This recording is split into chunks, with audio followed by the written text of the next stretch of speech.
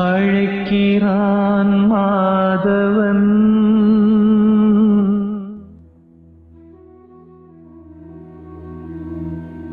எல்லோருக்கும் வணக்கம். இன்றைக்கி வீடியோ பதிவில் எந்த ஒரு விஷயத்தை பற்றி நம்ம பேச போகிறோம் அப்படின்னு சொல்லி பார்த்தீங்கன்னா, ஒரு நாளைக்கு ஒரு டாப்பிக்கை பற்றி நம்ம டிஸ்கஸ் பண்ணிகிட்ருக்கோம். அந்த வகையில் இன்றைக்கி நம்ம பேச இருக்கக்கூடிய டாபிக் என்னென்னா, இந்த மூச்சை பற்றி தான் நம்ம பேச இருக்கோம். இந்த மூச்சு அப்படின்னு சொல்லக்கூடியதை நம்ம ஜஸ்ட்டு ஏதோ இங்கே வாழ்வதற்காக ஒரு காற்று உள்ளே போயிட்டு வருது அப்படின்ற மாதிரி மட்டும் நம்ம ஃபீல் பண்ணுறோம் இல்லையா? அந்த மாதிரி இந்த மூச்சானது இல்லை. மூச்சு தான் சகலமாகவும் இருக்குது. இந்த மூச்சு தான் சகலம் அப்படின்னு சொல்லி சொன்னால் எப்படி சொல்கிறீங்க? இந்த காற்று தான் சகலமாகவும் இருக்குது. அதாவது இந்த காற்றை நீங்கள் வெறும் காற்றாக பார்க்காம இது ஒரு பிராணசக்தி. ஓகே, இப்போ நீங்கள் இயங்கணும் அப்படின்னா முதல்ல இந்த காற்று வேலை செய்யணும். அப்போ இந்த காற்று அப்படின்னு சொல்லக்கூடியது ஒரு மனிதனுக்குமே எப்படி ஃபில் பண்ணப்பட்டிருக்கு அப்படின்னா, ஒரு மனிதன் இவ்வளோ ஆண்டுகள் வாழணும் அப்படின்றது முன்னாடி வரும்போதே, இந்த மனிதன் இங்கே பிறப்பெடுக்கும் போதே, இந்த உயிரினம் இங்கே பிறப்பெடுக்கும் போதே இவனுக்கு இவ்வளோ நாள் ஆயுள் அப்படின்றதையும் தாண்டி இவ்வளோ பர்சன்டேஜ், இவ்வளோ மூச்சு கொடுத்துருவாங்க. இத்தனை மூச்சிலேருந்து அவன் எவ்வளோ ஸ்பெண்ட் பண்ணுறான் அப்படின்றது தான் அங்கே ஒரு மெயினான ஒரு விஷயமாகவே இருக்குது. அப்படி பார்க்கும்போது இப்போ ஒரு எக்ஸாம்பிள் சொல்லணும்னா, ஒரு 100% சார்ஜ் போட்டு உங்கள்கிட்ட ஃபோனை கொடுத்துட்டா, நீங்கள் எவ்வளோ நாளைக்கு எப்படி அந்த ஃபோனை பயன்படுத்த போகிறீங்கன்றது நீங்கள் யூஸ் பண்ணக்கூடிய ஆப்பை பொறுத்து, நீங்கள் யூஸ் பண்ணக்கூடிய யூசேஜை பொறுத்து. அப்போ அப்படி இருக்கும்போது நான் பொறுமையாக வெறும் வாட்ஸ்அப் மட்டும் பார்த்துக்கிறேன் அப்படின்னா, அந்த சார்ஜில் நான் ரொம்ப நாள் அதை யூஸ் பண்ணிக்கலாம். இல்லை நான் அதில் உட்காந்து யூடியூப் பார்க்குறேன், நான் இன்ஸ்டாகிராம் ரீல்ஸை ஸ்க்ரோல் பண்ணுறேன் அப்படின்னு சொல்லி நீங்கள் ஒரு விஷயத்தையுமே நீங்கள் எக்ஸ்ட்ரா இங்கே பண்ணும்போது சார்ஜ் ரொம்ப அதிகமாக ஸ்பெண்ட் ஆகிக்கிட்டே இருக்கும். அப்போ அதே மாதிரி நீங்கள் இங்கே மூச்சோட அளவை நீங்கள் ஜாஸ்தி பண்ண மூச்சு அதிகமாக ஸ்பெண்ட் பண்ண ஆயுட்காலம் என்பது குறையுது அப்படின்னு சொல்லி சொல்கிறாங்க. இதனால தான் இந்த மூச்சை பிடிச்சிட்டா எல்லாத்தையும் பிடிச்சிட்டா, அந்த மூச்சை பிடிச்சிட்டா சகலத்தையும் பிடிச்சிடலான்னு சொல்கிறதுக்கான காரணம் அதுதான். இப்போது நீங்கள் ஆமையை எடுத்துக்கிட்டீங்க அப்படின்னா, அது ஒரு மாதிரியான ஒரு மூச்சை ஸ்பெண்ட் பண்ணுது. மனிதன் எடுத்துக்கிட்டோன்னா அது ஒரு மாதிரியான மூச்சை நம்ம ஸ்பெண்ட் பண்ணுறோம். இந்த மூச்சில் தான் சகலமும் இருக்குது. நான் ஒன்று சொல்லி வரேன். திருமூலரோட பாடல்லேருந்து எல்லா சித்தர்களோட பாடலும் இதை ரொம்ப வலியுறுத்தி சொல்லப்படுது. இந்த மூச்சு தான் சகலமாகவும் இருக்குது, மூச்சை பிடிச்சிங்கன்னா அனைத்தையுமே பிடிச்சிடலாம் அப்படின்னு சொல்லக்கூடியது. திருமூலரோட பாடலில் என்ன சொல்லப்பட்டிருக்கும் அப்படின்னா, ஏற்றி இறக்கி இருகாலும் பூரிக்கும். எப்படி? ஏற்றி இறக்கி இருகாலும் பூரிக்கும் காற்றை பிடிக்கும் கணக்கறிவாளர் இல்லை, காற்றை பிடிக்கும் கணக்கறிவாளருக்கு கூற்றை வதிக்கும் குறியதுவாமே. யார் ஒருத்தருக்கு இரண்டு நாசிலையும், அதாவது வலது நாசி இடது நாசி இங்கே ரெண்டு இருக்குது. அது என்ன சொல்லுவாங்கன்னா, இடகலை பிங்கலை சுழுமுனை அப்படின்னு சொல்லுவாங்க. சுழுமுனை நாடி அப்படின்றது நடுவில் இருக்கக்கூடிய நாடி. அப்போது இடகலை அப்படின்னு சொல்லக்கூடியது லெஃப்ட் சைடில் ஓடக்கூடிய நாசியை நம்ம இடகலை அப்படின்னு சொல்கிறோம்.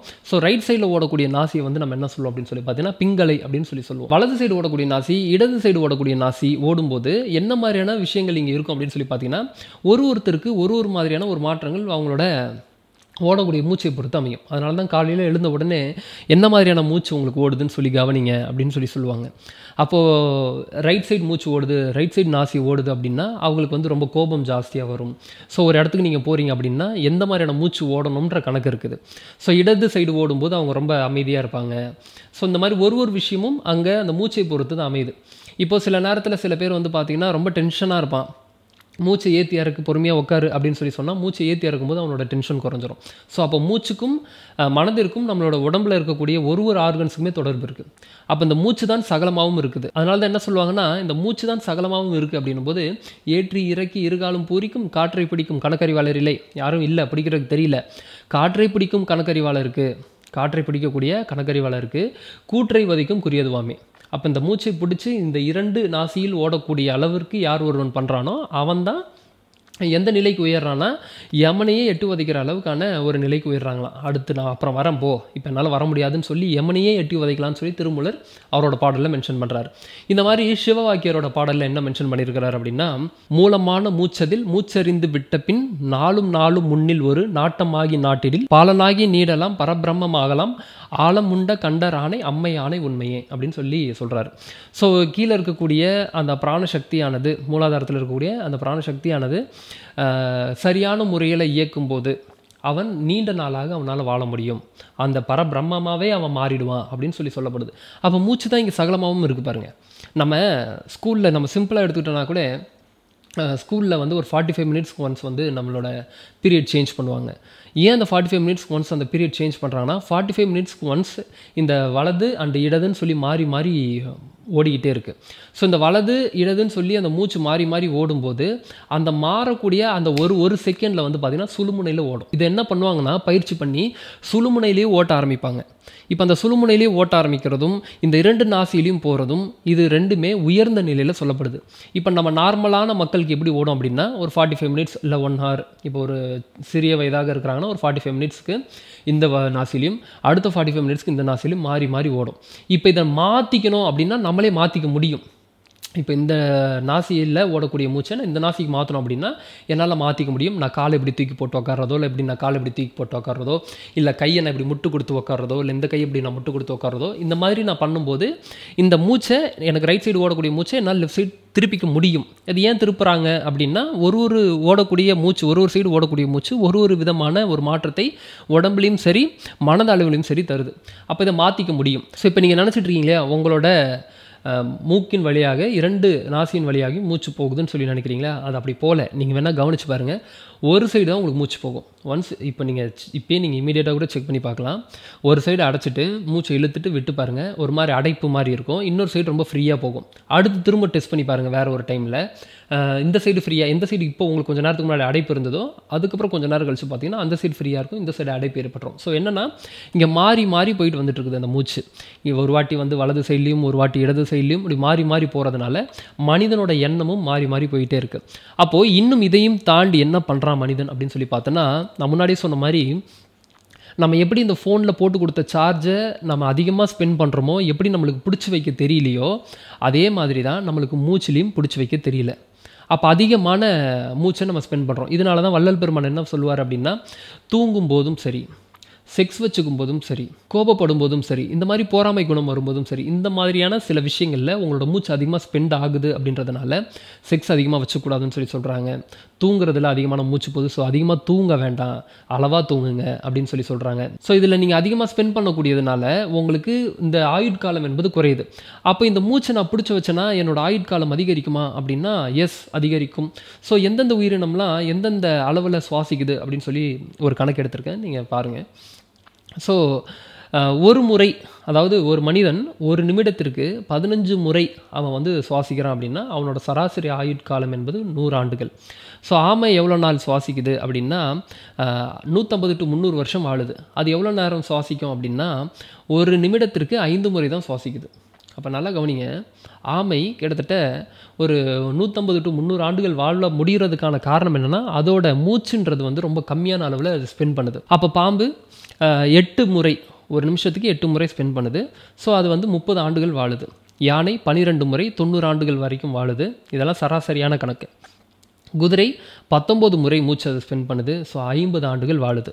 அதே மாதிரி பூனை 25 முறை 13 ஆண்டுகள், நாய் 29 முறை 14 ஆண்டுகள், புறா 37 முறை 9 ஆண்டுகள். ஸோ இந்த மாதிரி ஒரு இடத்துலையுமே ஒரு உயிரினம் அதற்கு தகுந்தாற் போலான மூச்சை வந்து ஸ்பெண்ட் பண்ணுது. இப்போது மனிதன் அப்போ எவ்வளோ ஸ்பெண்ட் பண்ணுறான் அப்படின்னா ஒரு 15 முறை அப்படின்னா நிமிடத்திற்கு கிட்டத்தட்ட ஒரு 100 ஆண்டுகள் சராசரியாக வாழ முடியுன்றது தான் உண்மை. அப்போது சித்தர்கள் 800 வருஷம் வாழ்ந்துருக்கிறாங்க, 1000 வருஷம் வாழ்ந்துருக்காங்க, 3000 வருஷம்லாம் வாழ்ந்துருக்கிறாங்க அப்படின்னா அவங்க அந்த மூச்சை உள்ளடக்கி இந்த மூச்சை கட்டுப்படுத்தி அந்த மூச்சோட வேகத்தை குறைத்தாங்க, அந்த மூச்சோட அளவை குறைச்சாங்க. அப்போ அதனால தான் திருமூலர்லாம் ஒரு 3000 வருடங்கள் வாழ்ந்தார் அப்படின்னு சொல்லப்படுறதுக்கான காரணம் அந்த மூச்சில் அவ்வளோ ஒரு விஷயம் இருக்குது. திருமந்திரத்தில் பிராணாயாமம் சொல்லக்கூடிய பகுதியெல்லாம் நீங்கள் எடுத்து வச்சு பார்த்தீங்கன்னா மூச்சை எப்படி விடணும் அப்படின்னு சொல்லிலாம் ஏகப்பட்ட பாடல்கள் இருக்குது. அதில் பெரிய பெரிய சூட்சமங்கள்லாம் சொல்லப்பட்டிருக்கு. ஸோ மூச்சை எப்படி விடுறது மூலமாக எப்படி நீண்ட நாள் வாழ முடியும் அப்படின்னு சொல்லக்கூடியது. ஸோ அப்போ அந்த மூச்சு தான் சகலமாகவும் இருக்குது. இந்த மூச்சை நீங்கள் கையாள தெரிஞ்சது அப்படின்னா ஆயுட்காலம் என்பது நீடிக்குது. எப்படி ஒரு மனிதனுக்கு அவனோட வாழ்க்கையில் உயரணும் அப்படின்னா இந்த மூச்சை கட்டுப்படுத்துறதன் மூலமாக அவனோட வாழ்க்கையில் உயர்வு என்பது கிடைக்குது. நாட்கள் வாழ்வதற்கு மட்டும் நீங்கள் நினைக்காதீங்க, உங்களுக்கு ஒரு விஷயம் வேணும் அப்படின்னா கூட இந்த மூச்சின் மூலமாக ஒரு விஷயத்தை அடைய முடியும். இது அடுத்தடுத்து நான் சில வீடியோக்களில் நான் உங்களுக்கு பேசுகிறேன். இதை நறுமண சித்தர்னு சொல்லி ஆட்டோபயோகிராஃபி ஆஃப் யோகி அப்படின்னு சொல்லக்கூடிய புத்தகத்தில் ஒரு நறுமண சித்தர் பூவை வச்சு ஒரு நறுமணத்தை உருவாக்குவார். ஸோ அவர் சொல்லப்பட்ட சில விஷயங்கள் தான் இந்த ஆட்டோபயோகிராஃபி ஆஃப் யோகியில் யோகானந்த பரமஹம்சரோட அந்த புத்தகத்தில் இருக்குது. ஒரு விஷயத்தை உருவாக்கவே முடியும். இப்போ ஒரு பணம் வேணுமா, அந்த பணத்தை இந்த பிராணசக்தியின் மூலமாக உருவாக்க முடியும். அப்போ எவ்வளோ பெரிய ஒரு விஷயம் பாருங்கள். ஆனால் இன்றைக்கி நம்ம அதை எப்படி ஸ்பெண்ட் பண்ணிகிட்ருக்கோம் அப்படின்னா, அப்படியே அது பாட்டுக்கு ஏதோ நம்ம மூச்சை ஸ்பீடாக ஏற்றி விட்டுட்ருக்கோம். அப்போ நம்ம விடக்கூடிய மூச்சோட அளவு கம்மி பண்ணணும். அப்போ மூச்சோட அளவு கம்மி பண்ணணும்னா ரொம்ப டீப்பாக இன்ஹேல் பண்ணி அண்ட் டீப்பாக எக்ஸேல் பண்ண நம்ம ப்ராக்டிஸ் பண்ணணும். ஸோ இதை தான் நம்ம பிராணாயாமம் சொல்கிறோம். நிறைய ப்ரீத்திங் ப்ராக்டிஸ் நம்ம ப்ராக்டிஸ் பண்ணுறோம். நீங்கள் முறையாக ஒரு இடத்துல போயிட்டு ப்ரீத்திங் ப்ராக்டிஸை நீங்கள் ப்ராக்டிஸ் பண்ணும்போது உங்களுக்கு கிடைக்கக்கூடிய விஷயங்கள் மிகப்பெரிய அற்புதங்களாக நிகழும். அப்போது நம்ம ஒரு நிமிடத்திற்கு ஒரு 15 முறை அப்படின்னு நான் ஒரு மனிதனுக்கு சொல்கிறேன். ஆனால் நம்ம கவனிச்சோம் 100 ஆண்டுகள்லாம் வாழ்கிறதில்ல. அப்போ என்ன பண்ணுறோன்னா, தூங்கியே நம்மளோட நாட்களை கழிக்கிறோம். 6 வச்சுக்கிட்டு அதிகமாக 6 வச்சுக்கிறது மூலமாக நம்மளோட மூச்சை செலவழிக்கிறோம். அந்த மாதிரி நிறைய இடங்களை நீங்கள் எடுத்துக்கிட்டிங்கன்னா ஒரு நிமிடத்திற்கு கிட்டத்தட்ட சரியான முறையில் சுவாசிக்கிறது இல்லை. அவ்வளோதான் போகுது மூச்சு. எப்படி இருக்கணும் மூச்சு அப்படின்னா, நல்லா டீப்பாக இன்ஹேல் பண்ணி அண்ட் டீப்பாக எக்ஸேல் பண்ணணும். அதனால தான் எப்பயுமே மெடிடேஷன் பண்ணும்போது ரொம்ப ஆழமான உள்மூச்சு எடுத்து ஒரு ஆழமான வெளிமூச்சு விடுங்க அப்படின்னு சொல்கிறதுக்கான காரணம், எவ்வளோக்கு எவ்வளோ உங்களோட மூச்சு குறைக்க முடியுதோ அவ்வளோக்கு எவ்வளோ உங்களோட ஆயுட்காலம் என்பது நீளுது. அப்போ அதை மட்டும் இல்லாமல் ஏகப்பட்ட விஷயங்கள் இந்த மூச்சினால் உங்களுக்கு நிகழும். பெரிய பெரிய விஷயங்கள்லாம் சித்தர்கள் சொல்லிட்டு போயிருக்காங்க. இந்த மூச்சுன்றது சகலமாக இருக்குது. எங்கே கொண்டு போய் வச்சுருக்கான் பாருங்கள், மூச்சில் கொண்டு போய் வச்சுருக்கான் விஷயத்தை. அந்த காற்றுன்றது சாதாரண விஷயம் கிடையாது. இந்த காற்று தான் சகலமாகவும் இருக்குது. இந்த காற்றை பிடிக்கும் கணக்கறிவாளர் இல்லை, காற்றை பிடிக்கும் கணக்கறிவாளருக்கு கூற்றை வதிக்கும் குறியதுவாமே. அந்த கூற்றையே வதிக்கக்கூடிய ஒரு தன்மை என்பது ஏற்படும் அப்படின்னு சொல்கிறாங்க. அப்போ அந்த தன்மை யாருக்கு வருதுன்னா, சித்தர்களுக்கு வருது. ஏன்னா அவங்க தான் இந்த மூச்சு பயிற்சிலாம் பண்ணி ப்ராக்டிஸ்லாம் பண்ணி தன்னோட உடல்நிலையை மாற்றி தன்னோட அந்த மூச்சு போகக்கூடிய அந்த பேட்டர்னை சேஞ்ச் பண்ணி வேறு லெவலில் அவங்கள அப்கிரேட் பண்ணியிருக்கிறாங்க. ஆனால் நம்ம என்ன பண்ணியிருக்கிறோம் அப்படின்னா, மூச்சோட அளவே குறைஞ்சிருச்சு. மூச்சு எப்படி விடுறோன்றதுலேயே கவனம் இல்லை. இந்த மூச்சுக்கும் நம்மளுக்கும் என்ன தொடர்பு இருக்குன்றதுலேயே கவனம் இல்லை. அப்படி இருக்கும்போது எப்படி நம்மளோட வாழ்க்கையை நம்ம உயர்த்த முடியும்? ஒரு மனிதனோட வாழ்க்கையை உயரணும் அப்படின்னா சிம்பிள். இந்த மூச்சு மேலே ஒரு கவனம் இருந்துட்டு இந்த மூச்சை எப்படி விடணுன்றதை கற்றுக்கிட்டானா அவனுக்கு என்ன செல்வம் வேணுமா, செல்வம் ஈஸியாக வந்துடும். நான் தான் சொன்னேனே, ஒரு விஷயத்தை க்ரியேட்டே பண்ண முடியும்னு சொல்கிறேனே. அப்போ அந்த செல்வம் ஈஸியாக கொண்டு வர முடியும். அதே மாதிரி முக்தி வேணுமா, முக்தி நிலையும் ஈஸியாக கொண்டு வர முடியும். என்ன வேணும் அவனோட வாழ்க்கையில் எல்லாமே இந்த பிரபஞ்சம் அவனுக்காக க்ரியேட் பண்ணி கொடுக்கும். எங்கே வச்சுருக்காங்க அப்படின்னா இந்த மூச்சில் தான் வச்சுருக்காங்க. ஸோ இந்த ஒரு விஷயம் உங்களுக்கு புரிஞ்சிருக்கும் அப்படின்னு சொல்லி நம்புகிறேன். மீண்டும் இதே மாதிரி இன்னொரு வீடியோ பதிவில் சந்திக்கிறேன். நன்றிகள், வணக்கம்.